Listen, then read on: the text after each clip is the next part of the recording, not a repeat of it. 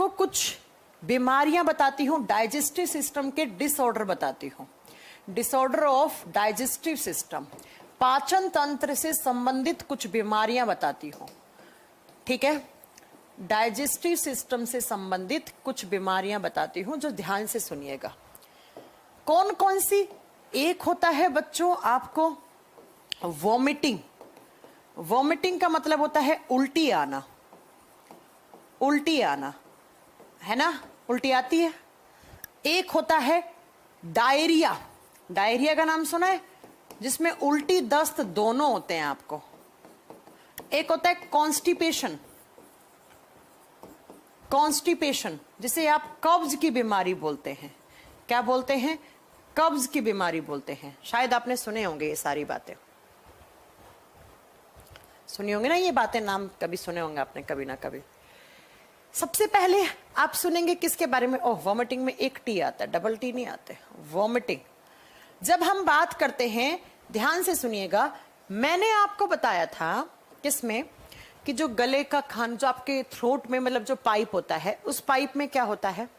उस पाइप में होता है ऐसे ऐसे मूवमेंट जिसे बोलते हैं पेरिस्टालसिस। बताया था। देखो कैसे, ये आपका कंप्लीट तरीके से आपका फूड पाइप है, फिर स्टमक है, स्टमक से ऐसे स्मॉल इंटेस्टाइन, फिर ये लार्ज इंटेस्टाइन, ऐसे इस पूरे पाइप में ऐसे मसल्स होती है अंदर की तरफ, और उन मसल से ऐसे नीचे आता है खाना, ऐसे ऐसे ऐसे। यस अभिराज, बिल्कुल सही बोला आपने। इस तरीके से इस तरीके से इस तरीके से इस तरीके से आपका क्या आता है? खाना आता है नीचे। कहां से? फूड पाइप से पेट में, फिर स्मॉल इंटेस्टाइन में, फिर लार्ज इंटेस्टाइन में, इस तरीके से। अगर ये पेरिस्टालसिस मूवमेंट बहुत फास्ट हो जाए, बहुत जल्दी जल्दी जल्दी यहां का खाना पेट में गया, पेट का स्मॉल इंटेस्टाइन में, स्मॉल इंटेस्टाइन से लार्ज इंटेस्टाइन, कहने का मतलब जो आपका पेरिस्टालसिस है, पेरिस्टालसिस क्या हो रहा है? बहुत फास्ट हो रहा है। जो क्रमाकुंचन की प्रक्रिया है, पेरिस्टालसिस है, वो बहुत फास्ट हो रहा है। खाया तुरंत यहां पच गया और वो बहुत फास्ट फास्ट फास्ट फास्ट जा रहा है। डाइजेशन प्रॉपर नहीं हो पाता है। जब आपका पेरिस्टालसिस बहुत फास्ट होता है तो डाइजेशन प्रॉपर नहीं हो पाता है, ना ही एब्जॉर्प्शन हो पाता है। और जब डाइजेशन होता ही नहीं है तो जो अनडाइजेस्टेड फूड है वो सॉलिड में कन्वर्ट ही नहीं होता है। उसके अंदर पानी वानी सब घुला हुआ क्या होता है? आपके एनस से बाहर निकल जाता है। तो इसे कहा जाता है डायरिया। डायरिया। आपको क्या लग जाएंगे? दस्त लग जाएंगे, लूज मोशंस लग जाएंगे। और उस लूज मोशन में जो भी आपने खाया है, ना तो वो डाइजेस्टेड है पूरी तरीके से, और उसके अंदर ना ही पानी का अब्जॉर्प्शन हुआ। इसीलिए आपको जब 3 से 4 दिन तक लूज मोशंस होते हैं, उसके बाद आपको पानी की कमी हो जाती है, डिहाइड्रेशन हो जाता है। क्योंकि जो आपका स्टूल बाहर गया है, जो आपका फेसेस बाहर गया है, मल बाहर गया है, इसमें पानी वानी सब चला गया, क्योंकि आपका पेरिस्टालसिस बहुत फास्ट हो रहा है। जब पेरिस्टालसिस बहुत फास्ट हो रहा है तो बच्चों कंप्लीट तरीके से डाइजेशन होता ही नहीं है। और जब कंप्लीट तरीके से डाइजेशन नहीं होता है तो एब्जॉर्प्शन भी बहुत कम होगा। एब्जॉर्प्शन क्या होगा? कम होगा फूड का। और जब एब्जॉर्प्शन कम हुआ है तो ये बताओ, जो एक्सक्रीटरी कंपाउंड होगा वो ज्यादा निकलेगा। तो बार बार बार आपको हर 1 घंटे में लूज मोशंस लगेंगे, दस्त लगेंगे। तो याद रखिएगा कि डायरिया कब होता है? जब पेरिस्टालसिस बहुत फास्ट होता है। जितना ज्यादा होगा उतने ज्यादा आपको दस्त लगेंगे, उतना ज्यादा पानी वानी बाहर निकल जाएगा आपका, तो उसे बोलते हैं। और एब्जॉर्प्शन कम होगा फूड का तो इसे डायरिया कहते हैं। इसका जस्ट उल्टा कर लो, जब पेरिस्टालसिस बहुत स्लो है, बहुत धीरे धीरे धीरे डाइजेशन हो रहा है, बहुत धीरे डाइजेशन हो रहा है।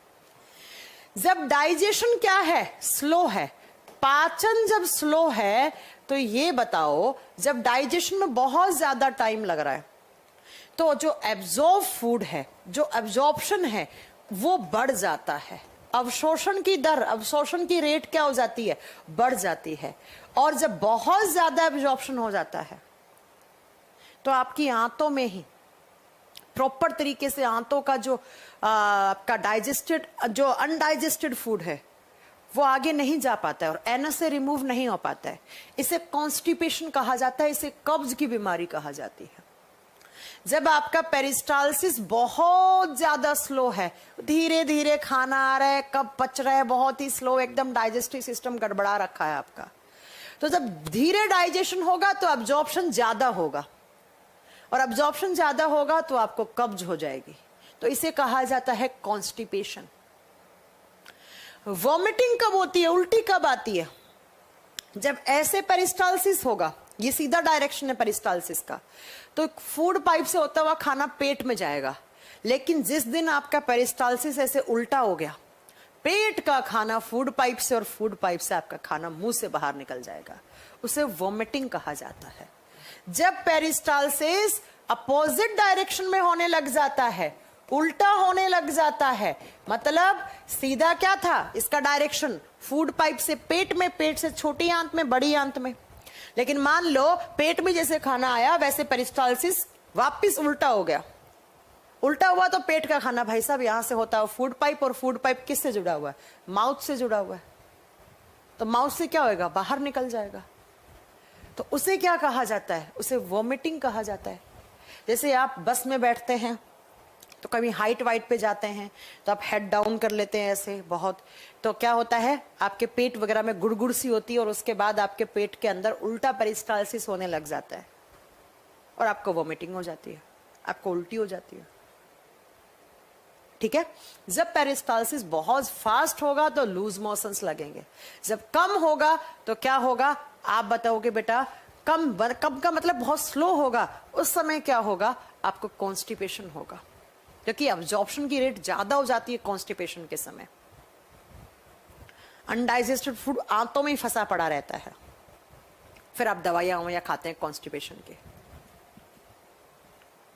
ठीक है, और जब उल्टा पेरिस्टालसिस हो जाता है तो भैया पेट वेट का खाना ईसोफेगस से होता हुआ मुंह से बाहर निकल जाता है, उसे कहा जाता है वॉमिटिंग, फिर आपको उल्टी आएगी।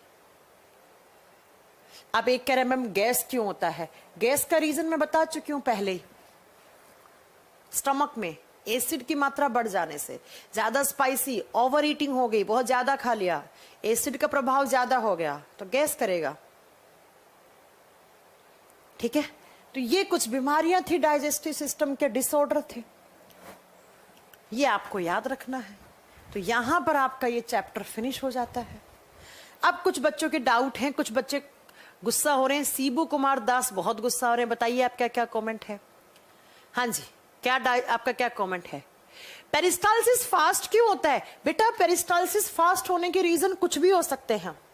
आपके बॉडी में किसी न्यूट्रिएंट की कमी हो गई है, या पेरिस्टालसिस फास्ट होने का रीजन होता है आपने कुछ गलत खाना खा लिया है, या आपने बहुत ज्यादा क्या कहते हैं ऐसा खाना वाना खा लिया आपको जम नहीं पाया है, या कोई दवाई ववाई रिएक्शन कर गई है आपको, या लू लग गई है, धूप में ज्यादा बैठ गए हो, कुछ भी रीजन हो सकता है इसका, है ना? चलो, राहुल कुमार कह रहे हैं इसका प्रैक्टिस कब होगा? प्रैक्टिस आप करो बेटा। अगर अपेंडिक्स निकल जाए तो तब टॉक्सिक कहां स्टोर होता है? लीवर में, लीवर में, लीवर।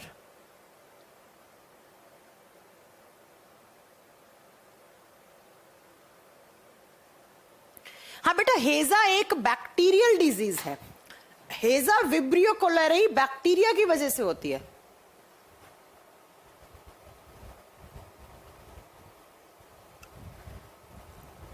हेजा अलग चीज है, कोलेरा कहा जाता है हेजा को।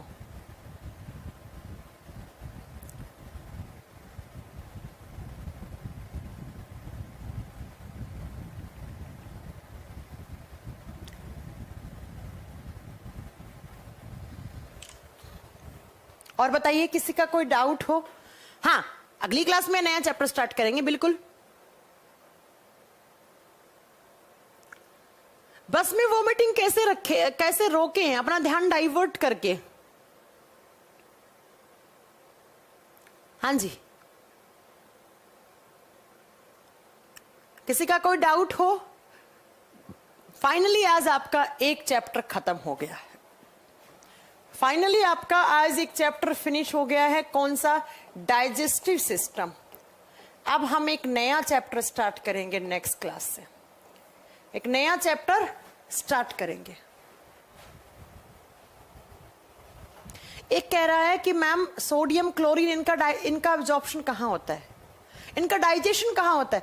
बेटा डाइजेशन होता ही नहीं है, कितनी बार बताऊं, मिनरल्स का डाइजेशन नहीं होता है। तो आप जो कैल्शियम फॉस्फोरस लिख रहे हैं, इनका डाइजेशन नहीं होता है, इनका एब्जॉर्प्शन होता है, और इनका एब्जॉर्प्शन किडनी में होता है।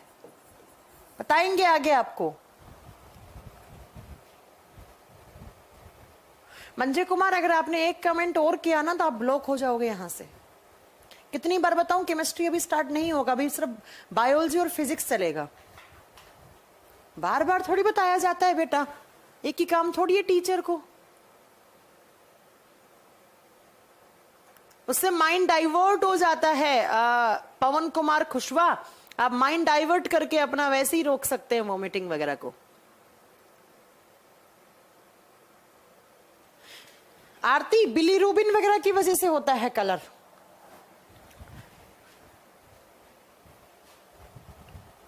हाँ, नेक्स्ट टॉपिक क्या होगा आप बताइए, क्या पढ़ाया जाए अगले क्लास में? आप बताइए आपको क्या पढ़ाया जाए अगली क्लास में? जो आप बोलेंगे वही हम पढ़ा देंगे। जल्दी बताइए क्या पढ़ाया जाए आपको अगली क्लास में?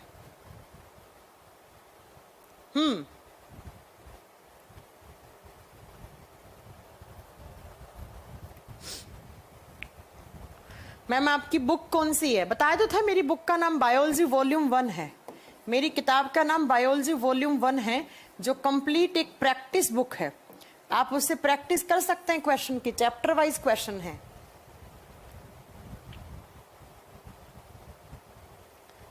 सर्कुलेटरी सिस्टम पढ़ा दो, कोई कह रहा है स्केलेटल सिस्टम पढ़ा दो। चलो वो तो कल ही डिसाइड करेंगे कि आपको क्या पढ़ाया जाता है, नेक्स्ट चैप्टर क्या पढ़ाएं हम, वो कल ही डिसाइड करते हैं, कल की क्लास में ज्यादा अच्छा रहेगा। आपके पास 2 चॉइस देती हूं, जो आप हाँ, प्रयागराज में ऑफलाइन मिल जाता है मार्केट वगैरह में, या आप इससे परचेज कर लीजिए। हमारी वेबसाइट है www.futuretimespublication.in, futuretimespublication.in। इससे परचेज कर लो, 3 से 4 दिन में आपके पास घर पे आ जाएगी। 3 से 4 दिन में आपके पास घर पे आ जाएगी, कोई बड़ी प्रॉब्लम नहीं। चलो मैं आपको 2 चॉइस देती हूँ, कल बता देना आपको स्केलेटल सिस्टम पढ़ना है या नर्वस सिस्टम पढ़ना है। पहले सारे सिस्टम कंप्लीट करेंगे, मैं आपको बता चुकी हूँ। आपको कंकाल तंत्र पढ़ना है या आपको नर्वस सिस्टम पढ़ना है। दोनों इंपॉर्टेंट चैप्टर हैं। 5-6 क्लास दोनों में ही लगती हैं। 5 या 6 क्लास में ये खत्म होगा, 5 या 6 क्लास में ये खत्म होगा। इसे बोलेंगे हम तंत्रिका तंत्र। तो आपके पास ऑप्शन है, चॉइस है, चूज कर लेना आपको कौन सा पढ़ना है। जो भी आप कहोगे कल हम उसे पढ़ाएंगे।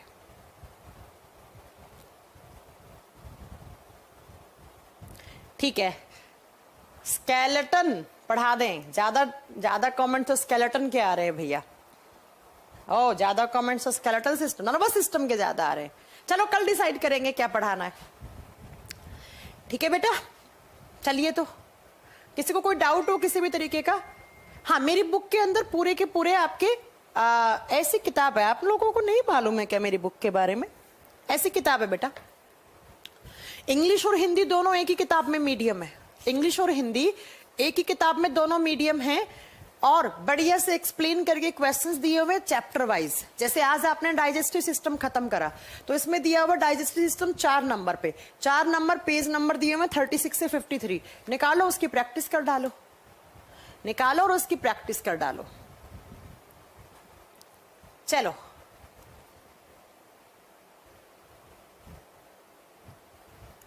हाँ, इस वेबसाइट से आप कहीं से भी मंगवा सकते हैं। आप कहीं के रहने वाले हैं, आप अगर आप गांव से रहने वाले हैं तो 5 से 6 दिन में आ जाएगी। शहर के रहने वाले हैं तो 3 से 4 दिन में आ जाएगी आपके पास। और एक बच्चा क्या कह रहा है, सिक्कम बता दो। विक्रम, सिक्कम में क्या जानना है बताओ, सिक्कम में क्या जानना है आपको? आरव जिंदल, आप प्रैक्टिस तो कीजिए, मैं भी करवा दूंगी प्रैक्टिस। फिलहाल कुछ थ्योरी वाला पार्ट कंप्लीट कर ले थोड़ा।